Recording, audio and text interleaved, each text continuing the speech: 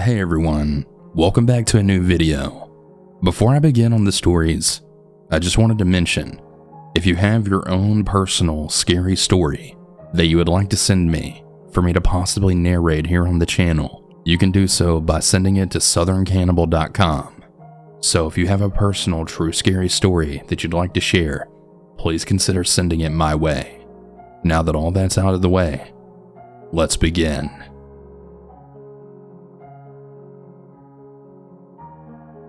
To start off this story, I live in Texas in a small town about 40 miles southeast of Austin. At the time of this story, I was 15 years old. This happened back in 2018. One night after church, me and a couple of my buddies had decided we wanted to go bowling and go get some dinner. It was about 8 p.m. when we left the church. Now, one thing I should mention is that I've always hung out with guys slightly older than me. Most of the guys I went out with on this particular night were between 16 to 18. Since I didn't have my license yet, I had asked my best friend Colt if I could catch a ride with him this night. Now, one thing I should mention is that everyone who knew Colt would always make jokes about him being a crazy driver. The reason people said this is because he would always drive at fairly high speeds wherever he went, like any other teenage boy would, I guess. This will come into play later on. Anyways, after we got done bowling, we decided to go get some dinner at Whataburger. While we were there, my dad had called me and let me know that he wouldn't be able to come pick me up. He had work early in the morning, and by this time it was already 10 p.m. Keep in mind, I live about 30 minutes outside of the small town that we were at the time. And so after my dad told me this, Colt just said he would take me all the way home since he didn't live too far away. After we finished dinner and decided to head home, it was about 10:30 p.m. As we were headed down the main 4-lane highway that runs through our town, Colt was driving about 80 miles per hour in a 75 mile per hour zone. We swiftly started approaching a car that was in the right lane that must have been doing about 45 miles per hour at best. As we passed by the SUV, we noticed that it was totally packed full of people. There were 2 males in the front, and the back seat had probably about 5 to 7 women in the back. Another thing I should mention is that down here in Texas, 1 out of every 2 trucks are going to have light bars on them due to the county roads out here. Anyways, as we pass the car, the driver then turns on their high beams and puts on a massive light bar on the roof of their car. In return, Cole then turns on the rear-facing LED light that he had mounted on the back of his Toyota Tacoma. This immediately enraged the driver, who then swiftly starts to accelerate towards us. Right as he caught up to us, we had to exit the highway to turn onto the county road that I lived down. At this point, we figured the driver would just continue on his way, and we would ours. But obviously I wouldn't be riding this if he did that. The driver then proceeded to follow us down my county road with all his lights on. That's when Cole pointed out that he now had a strobing flashlight out his window at us. Cole decided to just floor it at this point and get the fuck out of there. We did actually lose the guy for a good 10 minutes. That is, until he slowly started coming back into view. As the driver came up behind us, he passed us, then slammed on his brakes right in front of us. Cole then starts laying on the horn as the guy proceeded to prohibit us from passing. Eventually the car came to a complete stop in the road. Now, me and Colt were still pretty calm at this point, until I then noticed that both the driver and passenger were now holding massive hunting knives out the window. Now, if you're from Texas, you'll know that most people carry weapons on their person or in their car. And as they started to get out of the car, Colt then floors it around the SUV. As we passed the driver, who was a mid-aged Mexican about 5'7" and roughly 200 pounds, he then hit the side of Colt's truck with a knife. As we then took off, the car took off shortly after. This is when Colt then reached into his back seat, and he then pulled out his double-barreled 12-gauge shotgun. Now, you might be wondering, why didn't we just pull out the gun when the 2 men got out with their knives? Well, like I said earlier, Colt was only 17 at the time, so it wasn't exactly legal for him to have that shotgun on him, and we were honestly scared as hell of the cops finding out. Stupid, I know. At one point, me and Colt started getting really angry, as the guy continued to almost run us off the road and almost kill us. So we kind of had the idea that we could just beat the crap out of these guys and not have to use the weapon. Now, even though we were young, me and Colt were both about 6'1", and he was about 170 pounds, where I was about 210 pounds, and we're both very well built due to being country boys working outside a lot. So we weren't the biggest guys in the world, but we definitely weren't dudes that looked like they wanted to be messed with. So we decided to pull into a gas station that we were quickly approaching. As we swiftly pulled in, me and Colt then hopped out of his truck and started yelling, trying to sound as intimidating as possible. But we quickly realized our mistake when one of the guys then pointed a Glock out the window. We both booked it back to the truck and took off again. Keep in mind, all this has taken place in about 15 minutes. After we peeled out of the gas station, we were absolutely terrified about what the hell this psycho would do next. We debated calling the cops, but we decided to call my dad instead. I called my dad, and when he answered, I told him some men were chasing us with knives and at least one gun, and my dad, being the overprotective guy that he is, told us to meet him at the next gas station. Once we started approaching the gas station, doing about 110 miles per hour, I saw my dad in the distance, standing by his Ford truck, his Springfield 45 in hand, and waiting for us. As we flew into the parking lot, the guys then pulled in right behind us. As soon as we stopped, Colt hopped out with a shotgun, and my dad quickly charged the vehicle, then threatening to shoot the scumbags. Once they noticed they were outnumbered and had a huge 6'3", 250-pound man rushing their car with a pistol, they weighed their options and chose wisely. They then peeled out of the lot faster than they got in. As they were peeling off, my dad had managed to catch the license plate number. You might be wondering why we never called the cops. Well, first off, we kinda just take care of things ourselves out here. And secondly, we don't have many officers here in my small town anyway. We did end up giving the plate number to the sheriff's department, but nothing ever came of it. I know this isn't necessarily scary or probably what you're used to hearing, but being only 15 years old and going through this, it was pretty terrifying. This is why I don't think anyone should ever go anywhere without a firearm with them. I now always keep one on me since we now have constitutional carry in my state. Everyone be cautious on the road. Some people have really bad road rage problems and really take it to the next level. You really never know what kind of crazy people are out there. Watch your back.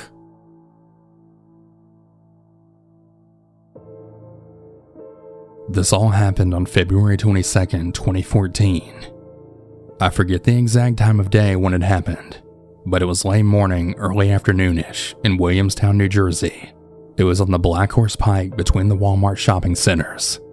Me and my friend/roommate decided to bike up to the GameStop, which was right near the Walmart furthest from us because it was a really nice day.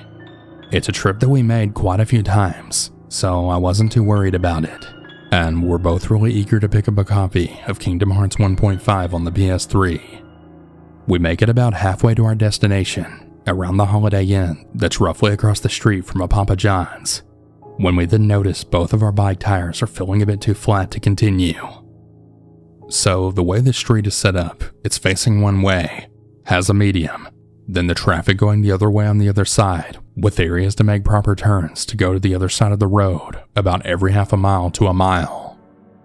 Now, this is important because we had called our grandma to pick us up in her truck to help us finish the last leg of the journey.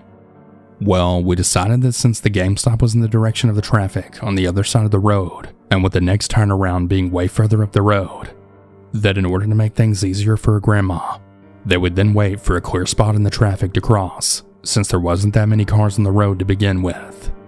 So we wait for a few cars to pass.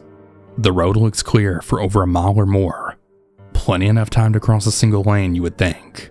Well, my friend makes it to the medium, and I'm watching the road as I cross, when the next thing I know, I hear a blaring horn, and my vision goes totally gone. And then sometime later, I hear people talking. "We got her back, she's okay. Call off the helicopter. We'll finish the trip in the ambulance." It's all kind of a blur, and fading in and out. I then wake up again in the ambulance, panicking like crazy, and just trying to figure out what the fuck just happened. Well, later on, when I got to actually read the police report, it turns out that it was a Ford F-150 going over 70 miles per hour and ended up T-boning me while I was on my bike. It crumpled my bike and it caused me to go into his windshield a bit before breaking off one of his mirrors, then skidding across the pavement for about 20 feet. I honestly don't know how I survived, and at the time, I felt like I escaped with barely any injuries at all. But ever since then, my health has been declining pretty rapidly from unaddressed brain injuries and spinal damage. I still feel really lucky to be alive and having survived that, but I often still mourn the really active girl that I used to be. I'm sorry if this isn't as scary as some of the other stories out there. It's more of a survival story. But I felt that since the court case against the driver is now over, and that I don't have as many flashbacks to it as I used to, I figured that talking about it more publicly would help even more with the trauma. I really am so lucky that I survived.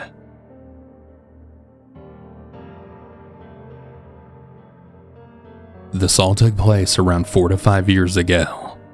Me and my family were on a road trip. We lived in Missouri at the time, and we were heading for Texas to go see my grandparents. Now, throughout the whole trip, we were riding in our old beat-up van, and we all knew that we needed to head for gas. There was a gas station nearby, and it was kinda beat up, but we decided to just see if it still runs. It in fact did. There was no one at the register though. Then we had saw another car pull up on the gas charger right next to us. While we were getting our gas, I had looked inside the beat-up SUV that was right next to us, and what I then saw really freaked me out. I saw 2 men in black masks looking directly at us. My sister Isabel also saw them and had told my dad, but they had pulled out of the gas station by then. That same SUV was right behind us and then got next to us. They signaled to us to roll down our windows, and they then said to us, "We don't mean you any harm. We just want to meet your kids." Obviously freaked out by this, my dad then stepped on the gas and we were trying to look for the nearest town or city since we had no signal on our phones. The men in the SUV then caught up with us and then started ramming the back of our car. Then thankfully in the distance, right in the nick of time, we saw a small town and drove inside of it. And luckily, the men drove away after that. I have no idea what those guys had planned, but one thing's for sure, they definitely lied when they said they meant us no harm. Who the hell knows what they were going to do to us?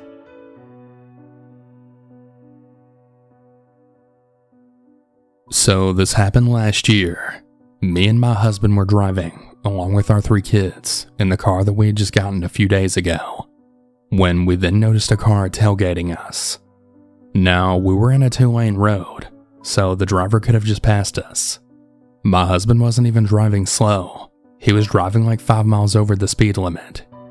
Before I go on, I want to quickly mention that my car is a Ford Focus. It's a small regular car, not really anything special.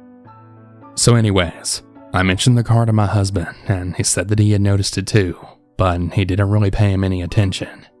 Me on the other hand, I get road rage like every day, and I had started to get really annoyed at the driver. Like, just fucking pass us already if you're in such a hurry. It was also at night, and this car had started flashing his headlights at us, and now I'm pissed. My husband is now more alert, and he's also wondering what the hell the guy wants. He's like right on our bumper at this point, that if we were to brake, he would have definitely hit our car. So we just came driving, about to reach the stoplight, with this crazy ass psycho still on our ass, when my husband then says he's gonna pull over once he crosses the light. I say okay, and we then pull over to the side of the road, and this fucking car also pulls over, and it's so close to our car that it's almost touching it. We quickly get out, and by this point I'm mad as hell, just ready to give this driver hell. The driver's a white man, and he has a surprised look on his face. Let me just quickly mention that my husband is a 6'4" Hispanic male. He's also bald and covered in tattoos. And I'm pretty damn sure this dude didn't expect to see someone like that driving in a little Ford Focus. I start yelling at the dude, asking him what the hell his problem is, when all of a sudden, this fucking psycho then rams into the back of our car. My husband then yells, Yo, what the fuck? As this was happening, the guy had his window down. My husband then straight up punches him in the fucking face, and I then reached to open the side of his door. I didn't even know what I was going to do at this point, but this dumbass literally crashed right into our car with our kids still in it. So as you can imagine, I was ready to whoop this guy's ass at this point, but luckily for him, his door was locked. So this guy starts to reverse, and right away I feel fear. Fear that he's going to crash into our car again, but much harder this time. And I'm just thinking about my kids being inside, that I get paralyzed. I can't even move at this point. My husband then yells for me to get out of the way, thinking maybe he was going to run us over. But before I could react, the man just steps on the gas pedal and then peels off. We run into our car and I'm yelling at my husband to drive after him, but he says no. He goes on to say that most likely the guy had headed towards the freeway that was nearby, and with our V4 car, we would never have a chance to catch up to him. He was right. I look back at our kids and ask if they're okay. I was so caught up in going after this asshole that I didn't even think to ask my kids if they were okay. They all say yes, my youngest being 4 years old and still in his car seat. They all still had their seatbelts on and were mostly in awe more than anything. They thought it was pretty funny how their dad punched the guy through the window. It's not every day something like this happens to us, so for them to see their own dad hitting another adult was pretty crazy to them. Luckily they weren't shaken up, but I have to admit, I definitely was.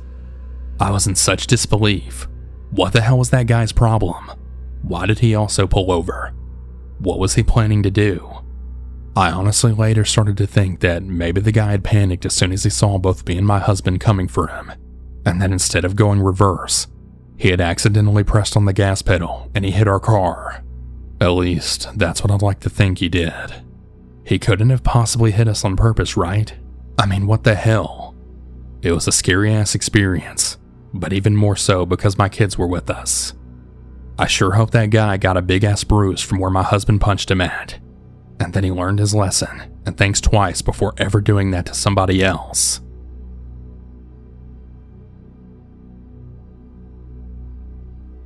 For some context, I'm a 20-year-old guy. The story happened when I was 18. Me and two of my friends, Adam and Martin, were going on a summer road trip from New York to Florida. It was the summer after we graduated high school. We had planned to make a lot of stops, mainly for sightseeing, but also because we didn't want to overload ourselves with the driving. The first part of the trip went really well and according to plan. We were right in the middle of South Carolina. We had spent a little too much time at our last stop, and we were running behind schedule. It was about 11 p.m. and we were becoming tired at this point. I was behind the wheel, and I decided to stop at the next rest area. I pulled into the parking lot, and I found a spot far away from the few other cars at the rest area. We put back the seats in Adam's Ford Explorer, and settled in for the night. Adam and Martin had both fell asleep rather quickly, but I was having a bit of a hard time getting to sleep.